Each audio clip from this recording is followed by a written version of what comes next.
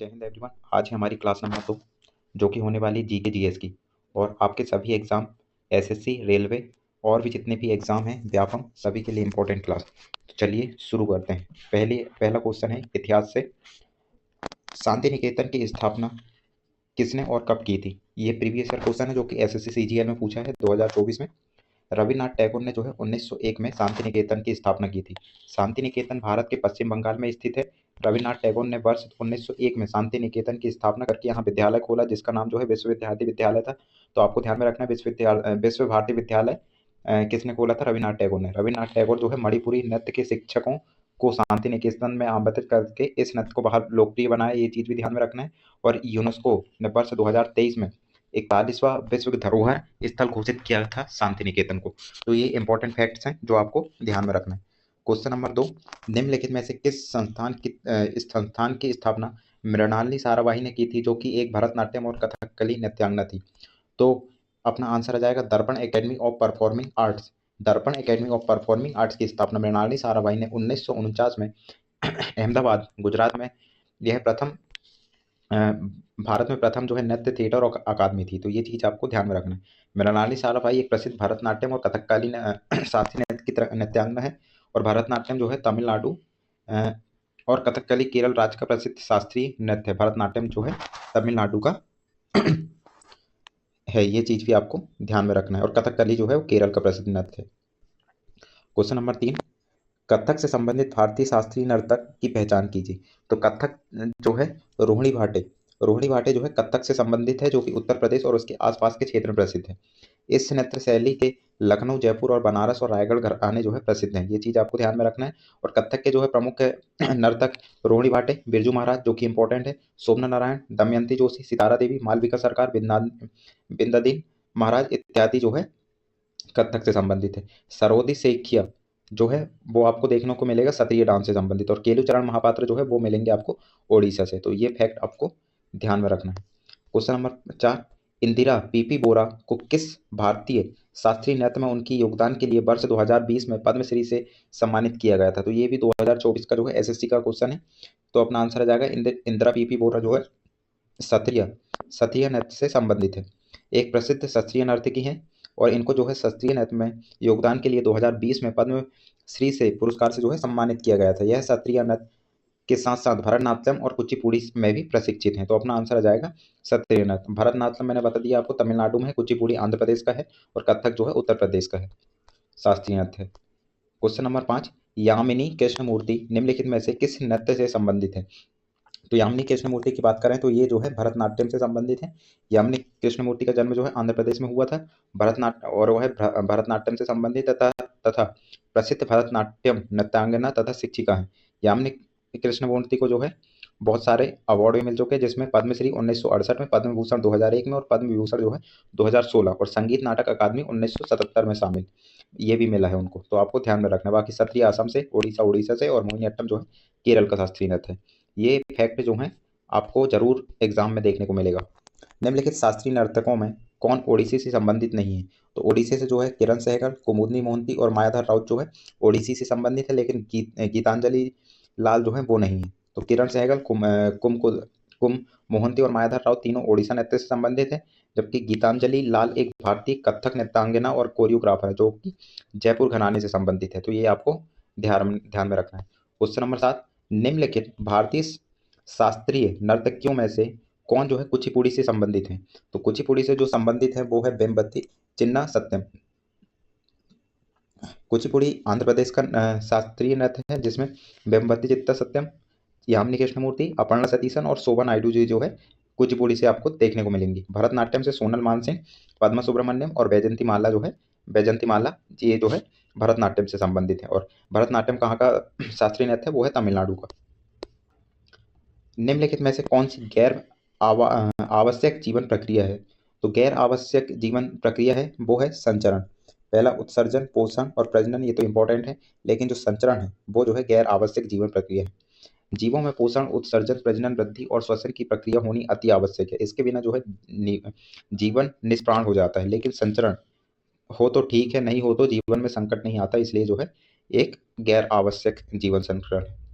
पौधों में प्रथम स्तर के वर्गीकरण का आधार क्या है? तो पौधों में जो है विभेदित शरीर। पादपों में प्रथम स्तर वर्गीकरण का आधार पादपों का विभेदित शरीर है। पादप जगत को दो उभय जगतों में विभाजित किया गया है।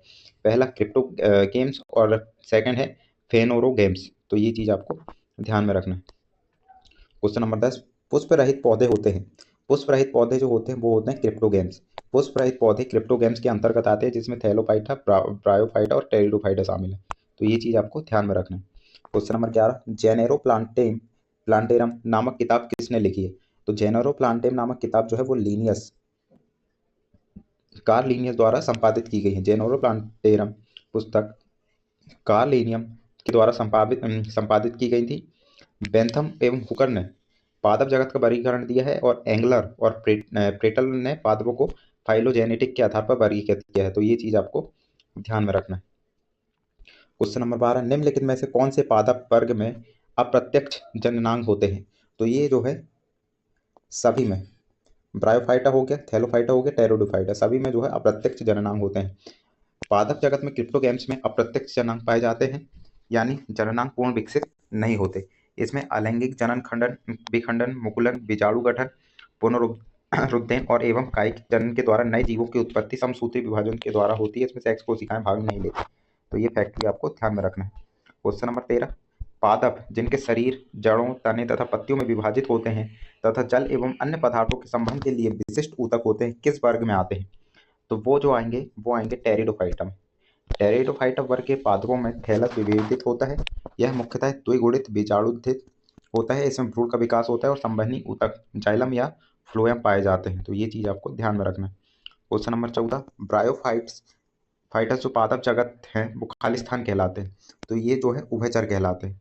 ब्रायोफाइट्स को पादप जगत का उभयचर कहते हैं। यह पादप जीव होते हैं जो अपने जीवन काल में स्थल व जल दोनों का उपयोग करते हैं। टेरिडोफाइटा को पादप जगत के शरीर अब कहते हैं क्योंकि इनको निषेचन के लिए जल की आवश्यकता होती है। तो ये चीज आपको ध्यान में रखना है। क्वेश्चन नंबर 15, निम्न में से कौन सा शब्द अशोक, इमली और कोरुल के वनस्पतिक नाम जैसा है? तो ये जो है इंडिका इसमें लगता है, अशोक सराका इंडिका, इमली जो है टर्निलिया इंडिका और कोरुल जो है पेड़ इर्थ्रिया इंडिका। इन पादपों में इंडिका समान होता है। तो ये चीज आपको ध्यान में रखना है। निम्न में से कौन सा टेरिडोफाइटा के लिए असत्य है? तो टेरिडोफाइटा के लिए में क्या होता है, मृत जीवी की प्रमुख अवस्था होती है, सही है। द्विगुणित मुख्य पादप शरीर होता है, सही है। पुष्प अनुपस्थित रहते हैं, सही है। लेकिन जो है बीज उपस्थित रहते हैं, ये गलत हो जाएगा अपना, है ना। तो टेरिडोफाइटा में बीज का निर्माण नहीं होता, बीज अनुपस्थित रहते हैं, अतः कथन सी असत्य है।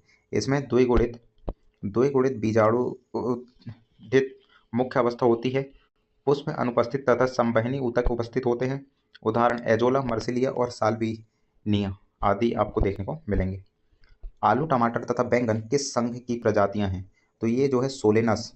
आलू, टमाटर, बैंगन और सोलेनस जो है संघ से संबंधित है। पैंथेरा व टिग्रिस दोनों शेर व बाघ के वैज्ञानिक नाम में संयुक्त होते हैं। तो अपना आंसर आ जाएगा सोलेनस।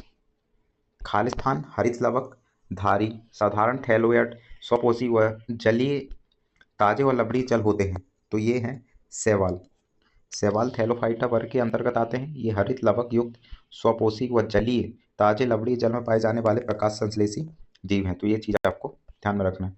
क्वेश्चन नंबर 19 आता है जो कि भौतिक फिजिक्स का होने वाला है। यदि कोई वस्तु 2 सेकंड में 15 मीटर प्रति सेकंड से 40 मीटर प्रति सेकंड तक त्वरित होती है तो इसका जो है त्वरण अपने को बताना है।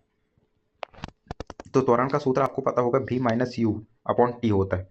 और v दिया है अपने को 40 मीटर पर सेकंड और u जो दिया है वो दिया है 15 मीटर पर सेकंड और टाइम दिया है t बराबर 2 सेकंड। तो इसको सॉल्व करेंगे तो अपना आंसर आ जाएगा 12.5 मीटर पर सेकंड स्क्वायर। वस्तु की प्रारंभिक व अंतिम स्थिति के बीच की न्यूनतम दूरी को वस्तु का क्या कहते हैं? इसको कहते हैं विस्थापन। तो ये अपना आंसर आ जाएगा विस्थापन। वस्तु की प्रारंभिक व अंतिम स्थिति के बीच न्यूनतम दूरी को विस्थापन कहते हैं। विस्थापन एक सदिश राशि है जिसमें परिमाण और दिशा दोनों होते हैं। क्वेश्चन नंबर 21, निम्नलिखित में से कौन सा गति का एक सही समीकरण है? तो गति का समीकरण जो है s बराबर U T plus half A T square, जो कि आपको देखने को मिलेगा सी में। यहाँ अगर आप 2 से भाग कर देंगे दोनों तरफ तो आपको जो है ये वाला देखने को मिल जाएगा। तो अपना आंसर आ जाएगा 2s बराबर U T plus A upon T whole का स्क्वायर, भाग करना पड़ेगा यहाँ पर। क्वेश्चन नंबर 22, बेग समय ग्राफ की ढाल निरूपित करता है, तो ये करता है त्वरण। बेग समय ग्राफ पर ढाल वस्तु के त्वरण को दर्शाती है, तो अपना आंसर हो जाएगा त्वरण। किसी वस्तु का द्रव्यमान और उत्पन्न त्वरण का गुणनफल उस पर लगने वाले खाली स्थान के बराबर होता है, तो ये होता है बल के बराबर। बल के बराबर आपने को देखने को मिलेगा। किसी वस्तु का द्रव्यमान और त्वरण का गुणनफल जो है F बराबर ma जो है बल के बराबर मिलेगा द्रव्यमान गुणे त्वरण। और न्यूटन का गति का दूसरा नियम भी इसी को बोलते हैं, जड़त्व का नियम कहलाता है। जड़त्व का नियम जो है न्यूटन का जो पहला नियम है उसको अपन जड़त्व का नियम कहते हैं। तो जड़त्व का नियम न्यूटन का पहला नियम कहलाता है। इसके अनुसार यदि कोई वस्तु विराम अवस्था में है और एक समान गति है तो वह तब तक उसी अवस्था में बनी रहेगी जब तक उसमें कोई बाहर बल ना लगाया जाए। तो ये फैक्ट भी आपको ध्यान में रखना है। क्वेश्चन नंबर 25, त्वरण का SI इकाई क्या है? तो त्वरण की जो SI इकाई है वो है मीटर सेकेंड की power -2, metre upon second square भी बोलते हैं उसको। क्वेश्चन नंबर 26, सीधी सड़क पर 10 किलोमीटर पर घंटे की चाल से गति करती हुई एक बस 2 मिनट में अपनी चाल 70 किलोमीटर तक बढ़ा देती है। बस का औसत त्वरण ज्ञात कीजिए। तो बस का औसत त्वरण निकालने के लिए प्रारंभिक वेग दिया है u बराबर 10, अंतिम वेग दिया है 70 किलोमीटर पर घंटा और समय दिया है 2 मिनट।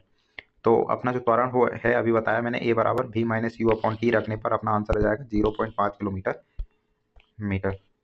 क्वेश्चन नंबर 27, एक अनंत तल पर वस्तुओं की गति का अवलोकन करके खाली स्थान ने यह निष्कर्ष निकाला कि जब वस्तुओं पर कोई बल नहीं करता है तो वस्तुएं नियम गति से गतिमान रहती हैं। तो ये जो है गैलीलियो जी ने बोला था। ये अनंत तल का प्रयोग करके गैलीलियो ने निष्कर्ष निकाला था जब तक बाहरी बल न लगे तब तक वस्तु चलती रहती है। जड़त्व का सिद्धांत इसी को बोलते हैं। तो अपना आंसर आ जाएगा क्वेश्चन नंबर 28, किसी वस्तु को किसी पक्ष के परितः घुमाने वाले बल के माप को क्या कहा जाता है? तो ये कहा जाता है बलागुण। किसी वस्तु को किसी अक्ष के परितः घुमाने वाले प्रभाव या माप को जो है बलागुण कहा जाता है। क्वेश्चन नंबर जो है 29, पदार्थ की अवस्था के रूप में प्लाज्मा के एक उदाहरण की पहचान कीजिए। तो प्लाज्मा जो है नियॉन साइन बल्ब में देखने को मिलेगा। पदार्थ की 5 अवस्थाएं होती है, ठोस, द्रव, गैस, प्लाज्मा तथा बोस-आइंस्टीन कंडेंसेशन। प्लाज्मा अवस्था अत्यंत ऊर्जा वाले अधिक उत्तेजित आयनीकृत गैसों के रूप में होती हैं। नियॉन बल्ब, गैस और फ्लोरोसेंट ट्यूब में हीलियम अन्य गैस प्लाज्मा बनाती हैं। तो ये चीज़ आपको देखने को मिलेगा। परमाणु के संदर्भ में आर्गन क्या है? तो आर्गन जो है एक एकल परमाणु तत्व है, गैस है। आर्गन एक अक्रिय गैस है जिसमें जो है सभी उत्कृष्ट गैसें आपने को देखने को मिली, helium, neon, argon, krypton, xenon, radon, एकल परमाणु होती हैं। क्वेश्चन नंबर 31, पदार्थ का परमाणु सिद्धांत किसमें प्रतिपादित किया था? तो पदार्थ का परमाणु सिद्धांत है वो है डॉल्टन ने प्रतिपादित किया था। जॉन डॉल्टन ने 1808 में परमाणु सिद्धांत का प्रतिपादन किया था। तो ये चीज़ आपको ध्यान में रखना है। क्वेश्चन नंबर 32, परमाणु संरचना की मूलभूत कण है। परमाणु संरचना के मूलभूत कण में प्रोटॉन, इलेक्ट्रॉन और न्यूट्रॉन देखने को मिलेगा। प्रत्येक परमाणु में 3 मूलभूत अपरमाणविक कण होते हैं जिसमें प्रोटॉन, इलेक्ट्रॉन और न्यूट्रॉन पाया जाता है ना। क्वेश्चन नंबर 33, परमाणु नाभिक की त्रिज्या का क्रम है। तो परमाणु की जो त्रिज्या है वो लगभग होती है 10 की पावर -8 सेंटीमीटर और मीटर में बोलेंगे 10 की पावर -10 सेंटीमीटर। और परमाणु की नाभिक की त्रिज्या होती है 10 की पावर -15 मीटर और सेंटीमीटर में -13 सेंटीमीटर। इलेक्ट्रॉन नाभिक के परितः कौन सी गति में गति करते हैं? तो ये करते हैं कक्षीय गति में। इलेक्ट्रॉन नाभिक के चारों ओर निश्चित कक्षीय वृत्ताकार पथों पर गति करते हैं। क्वेश्चन नंबर 35, कार्बन के एक मोल परमाणु का भार कितना होता है? तो कार्बन के एक मोल परमाणु का भार जो होता है वो होता है 12 ग्राम। कार्बन 12 के एक मोल का भार उसके परमाणु द्रव्यमान के यानी 12 ग्राम के बराबर होता है।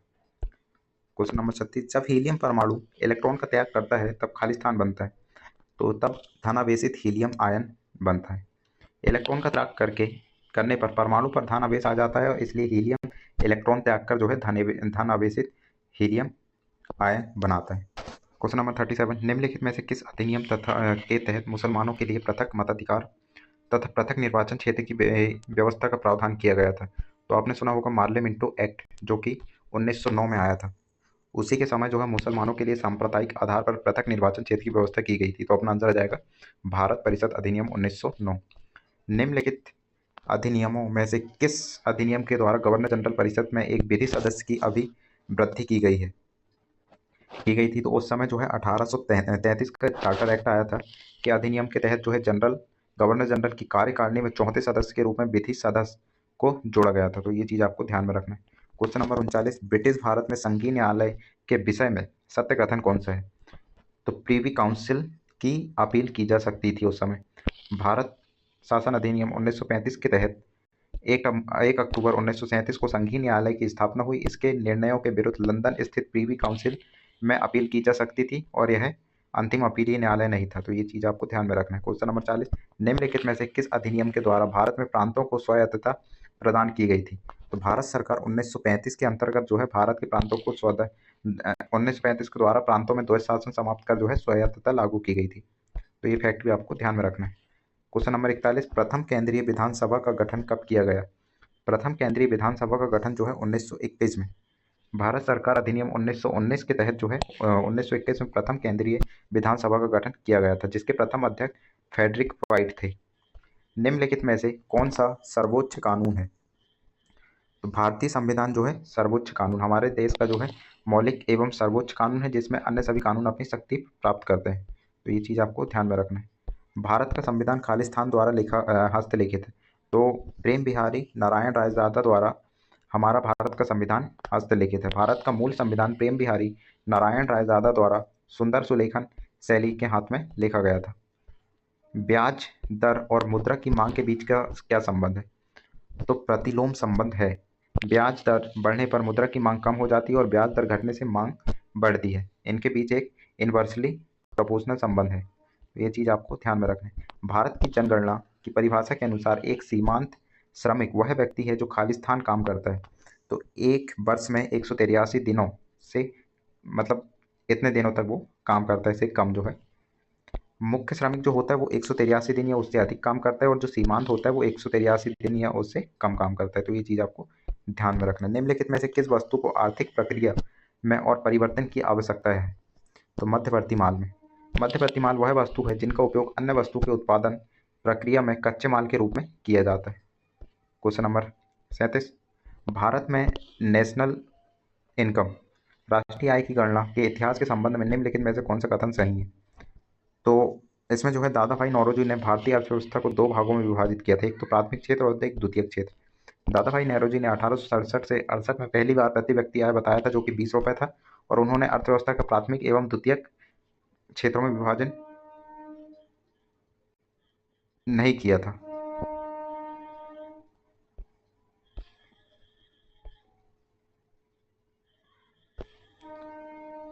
ओके, क्वेश्चन नंबर 47, भारत में राष्ट्रीय आय की गणना के इतिहास के संबंध में निम्नलिखित में से कौन सा कथन सही नहीं है पूछा है? तो नहीं है पूछा है तो नेशनल इनकम की गणना का पहला आधिकारिक प्रयास जो है पीसी महालोबेस ने किया था, ये सही है। और पहला प्रयास जो है दादा भाई नौरोजी ने किया था, गणना सही है। और पहली वैज्ञानिक पद्धति का उपयोग जो है डॉक्टर BKRV राव ने किया था, ये भी सही है। लेकिन उन्होंने जो है 2 भागों में इसे विभाजित नहीं किया था, तो अपना आंसर आ जाएगा डी। दादा भाई नौरोजी ने 1867-68 में पहली बार प्रति व्यक्ति आय 20 रुपये का अनुमान लगाया था, और उन्होंने जो है अर्थव्यवस्था को 2 भागों में बांटा नहीं था। तो ये चीज़ आपको ध्यान में रखना। CSO में खालिस्तान में सकल वर्धित मूल्य की अवधारणा को अपनाया। CSO ने जो है 1 जनवरी 2015 में, केंद्रीय सांख्यिकी कार्यालय ने 1 जनवरी 2015 में राष्ट्रीय लेखा सांख्यिकी सकल मूल्य वर्धन की अवधारणा को अपनाया। तो अपना आंसर आ जाएगा 1 जनवरी 2015। वर्ष 2020-21 तक प्राप्त जानकारी के अनुसार निम्नलिखित में से किस राज्य में 15 वर्ष या उससे अधिक आयु के व्यक्तियों के बीच बेरोजगारी दर सबसे कम थी? तो ये गुजरात। हालांकि ये पुराना क्वेश्चन है, अभी तो पूछेगा नहीं, तो इसको रहने देते हैं, प्रीवियस ईयर क्वेश्चन है। क्वेश्चन नंबर 52, इसमें बताना है कि ग्रह कौन सा है, उपग्रह कौन सा है, पुच्छल तारा कौन सा है। तो ग्रह जो है यूरेनस ग्रह देखने को मिलेगा आपको, उपग्रह में देखने को मिलेगा आपको चंद्रमा और पुच्छल तारा जो कि हेली है, और कृत्रिम उपग्रह जो कि माइनर है। तो अपना आंसर आ जाएगा ए। नाउ आज का लास्ट क्वेश्चन है, सूर्य की ऊर्जा उत्पन्न होती है। तो सूर्य की ऊर्जा जो उत्पन्न होती है वो नाभिकीय संलयन द्वारा। ये भी सूर्य और तारों में ऊर्जा का मुख्य स्रोत नाभिकीय संलयन है, जिसमें हाइड्रोजन के नाभिक संलयित होकर हीलियम का निर्माण करते हैं। बाकी आज की क्लास होती यहीं खत्म। आपको क्लास कैसी लगी कमेंट करके ज़रूर बताएं। Thank you.